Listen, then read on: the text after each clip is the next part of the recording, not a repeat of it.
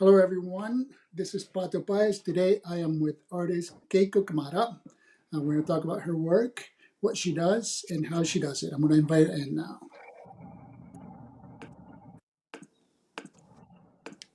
Hi, Keiko. Hello. Thanks for chatting with me. Thank you for having me. Of course, just a little bit of background. I saw your work for the first time on Instagram, and then we collaborated on a project just recently. And this is how I know your work, and I'm a big fan of it. Oh, thank you. Yeah.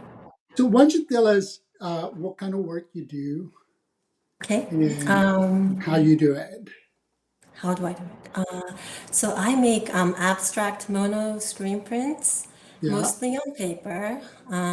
But in the past, I've experimented with many different materials that I can get my hands on, like plexiglass, plywood, Well, wood panels.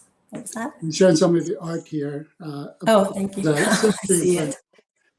it. Like or cork, sheets of cork, but my main love is paper, of course, and I do love to work with natural materials. Hmm. Like most recently, I've come across a textile, which is a blend of mino washi, a Japanese Hmm. paper, and cotton, and it has this beautiful combination of the strength of fabric and clean, smooth, and thinness of paper. And so I'm really excited to be working on that for now and in the future.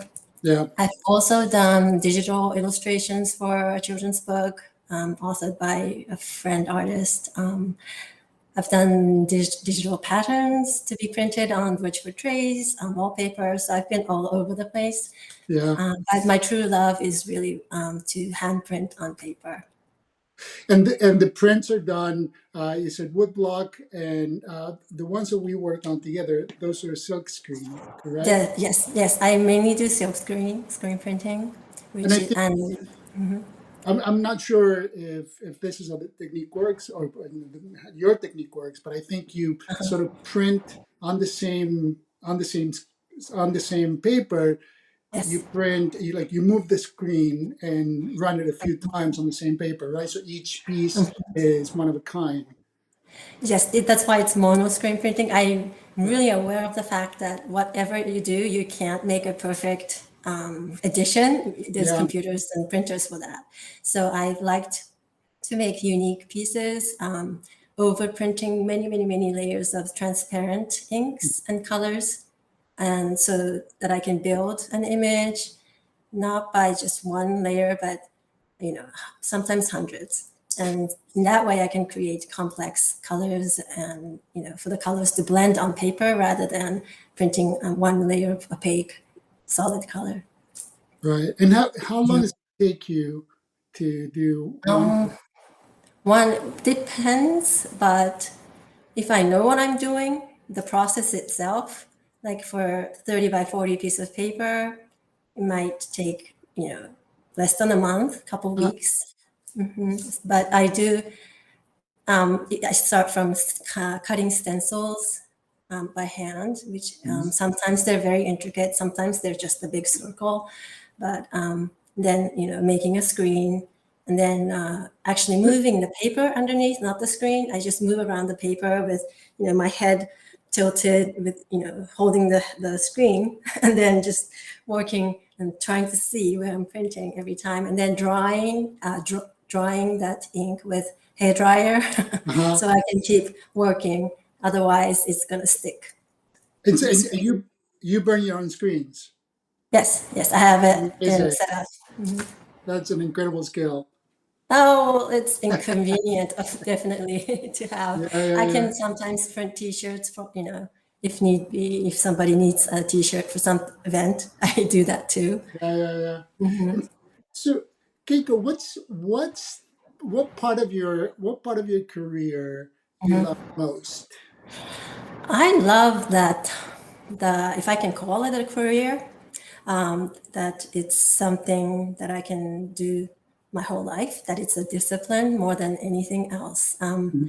If I can say that say anything about my career as a progression. It's been a byproduct of me just throwing myself into the creative process and not trying to make something that people might like or that might be popular at the time. Mm-hmm. It's always been about asking myself, what do I really want? I mean, it's not what other people might want of you, but what do I want to express, and what is worthwhile to share with others. And so it's always challenging because you're never satisfied with one work. I can see myself just working and working, for the rest of my life and be okay with it. So, in that sense, there's no retirement. So I like that as a career. It's always a good thing. And that it's really a way of life. Like most recently, I started practicing and learning Kyudo. Do you know what Kyudo is? No, tell us. It's way of the bow, the Japanese archery. Mm-hmm. And I see so much connection with that and printmaking process, because in Kyudo, the ultimate goal isn't to hit the target with your arrow, but to practice so much that you bring your body and mind to a place where you eventually release such a bow. And there's a difference there. And in printmaking too, there's so many layers of things that you need to be aware of, to be thinking about. But once you're working, you have to let that become, second nature, and think about what your image is doing and being aware all the time, and allowing your plan to not be a plan anymore and just be flexible. And so anyways, yes, I do think that the way I work is more like pursuing something in Kyudo or any other, like the way of something, as we like to say in Japanese. There's different way of, and Judo, Kado, Right. Sado, tea ceremony, all of that. I approach it like that as a lifelong process that you can never really probably perfect, but you do it anyway. It's like a process and a ritual, and in a way that becomes the art, not the final product. Yes, it's Yeah. it's highly choreographed, like Kyudo is, but the actual doing is more important rather than the end result. Hmm. And hopefully, the image comes out, Yeah, yeah, more yeah. Do you, interesting. But do you ever film the process? Because I feel like this is that you're describing is, it could be performance art in and of itself, as it's you very create. rhythmical. Yes, once you start, you just can't stop. You think about the moisture in the air, the screen. If it's not drying out, you spray the screen. I do anyway. The way you need to add ink to the screen. Everything needs to have a rhythm, and you have to move your paper around because ink. I work with water-based inks, so Mhm. that it dries really quickly. So yes, it's like a dance, when you think about it. Yeah. So Keiko, what part of your career? I mean, it sounds like the process of creating something is what you love most in your career. But what's the most challenging part of it? The challenging part is not like I said before, pursuing what's more difficult or Mhm. I guess uncertain at the time, and being not being satisfied with what you've done already that might have been successful. So repeating yourself is the easiest thing. You Right. have a formula and just punch out whatever many prints you want to sell. But there's no passion there anymore. There's no motivation, and meaning there's no growth. And so the challenging part is the most engaging part to me as well. So there's good and bad.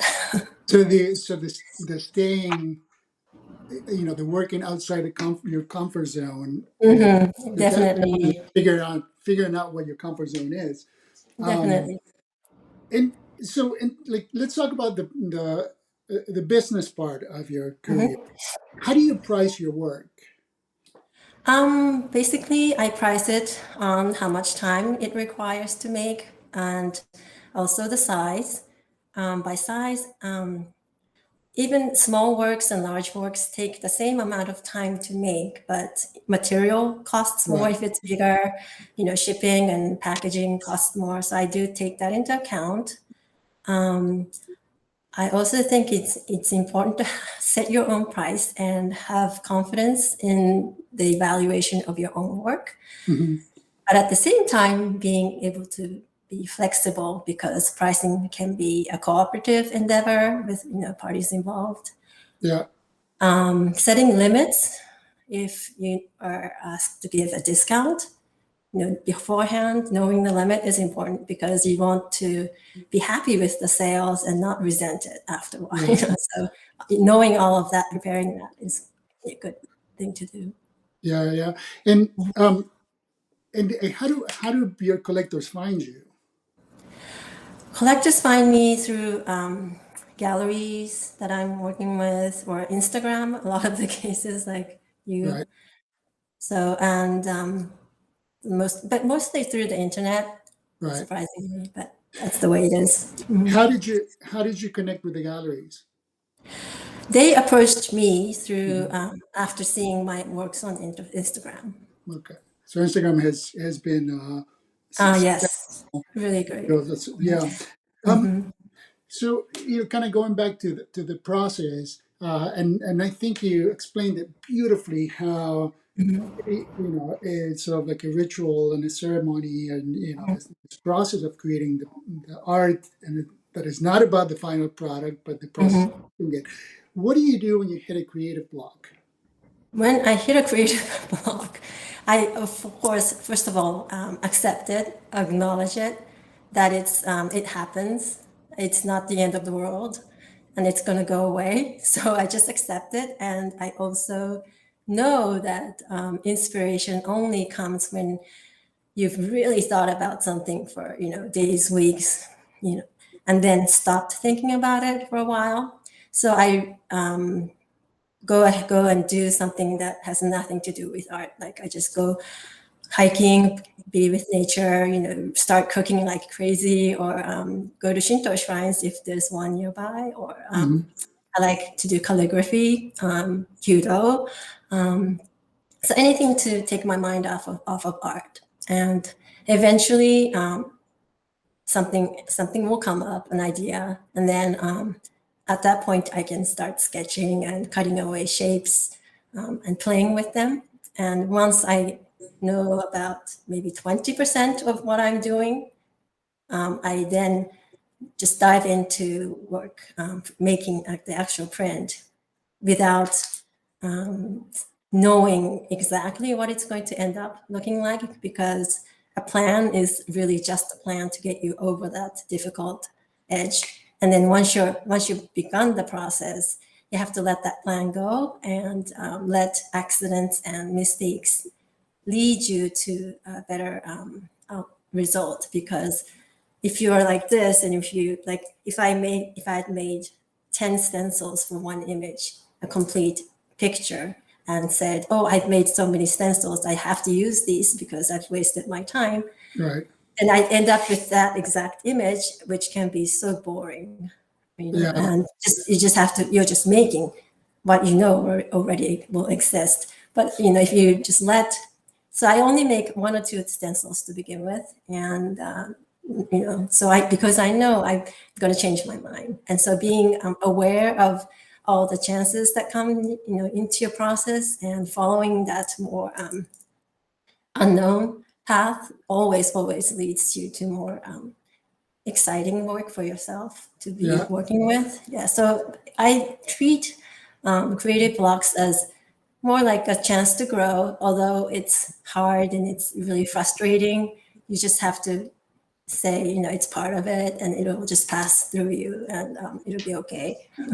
And sometimes it feels like it'll never go away, right? No, it's That's it's that's um the end of a oh, career. it's the worst feeling. You And lose faith in yourself.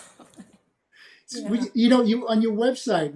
What I love about your website is that you have your work sort of it's you know, you have it under different categories, well, not categories, but under different titles. So Mhm. you have collections on your Mhm.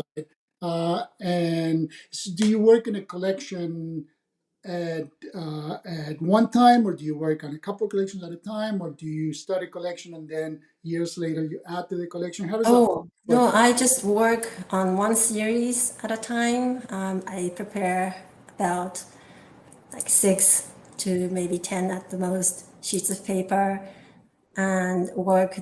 I always feel like I'm raising all these children at the same time. Like I have pieces of paper, 6 kids at the same time, tending to each one in a different manner because if each one has different, they pose a different question. It's different, has different characteristics, and so one piece might be really difficult. The other might just be really easy and it comes quickly.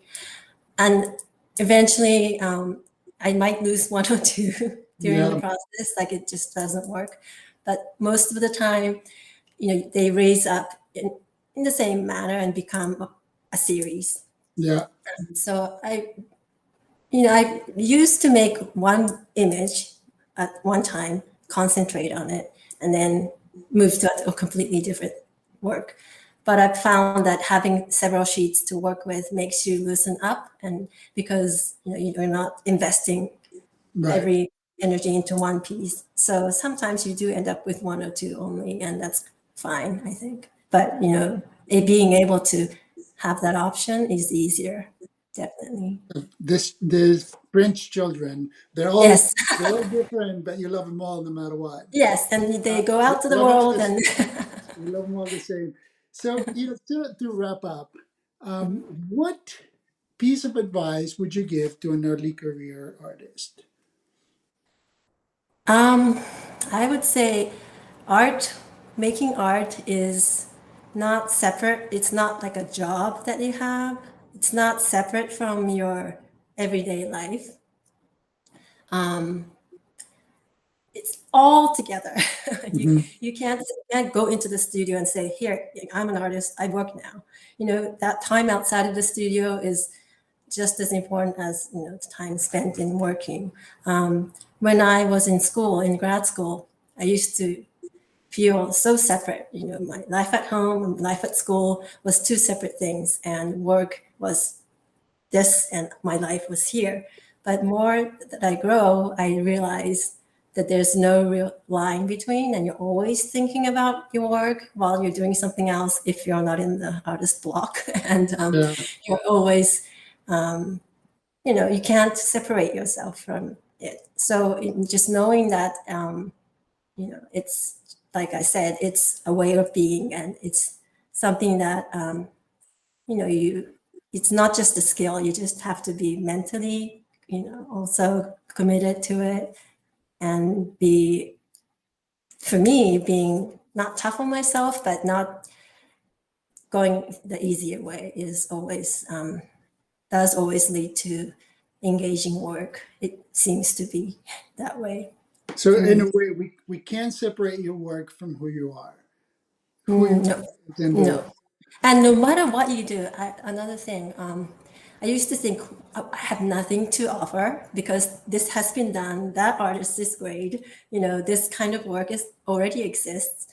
But if you're true to your, process, then whatever you make, no matter how hard you try not to, everything becomes your unique work, and you can't not be yourself. So there's no point in worrying about, oh, I'm not unique enough, or I'm not, my work isn't original, Yeah, because whatever you do, it will be unique if you're being really authentic. So I love that, and it's incredibly encouraging for our